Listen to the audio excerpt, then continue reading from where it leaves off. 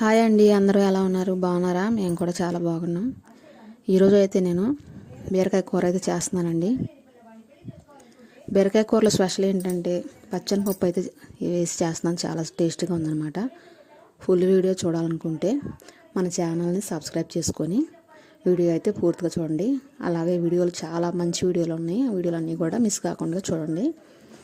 చూసి సైలెంట్గా ఉండకుండా లైక్ చేయండి, అలాగే షేర్ చేయండి. నేను ఈ బీరకాయ కూర పచ్చనిపప్పు చేసి ఎలా వండాను అనేది మాత్రం ఫుల్ వీడియో కంపల్సరీగా చూడండి. ఓకేనండి.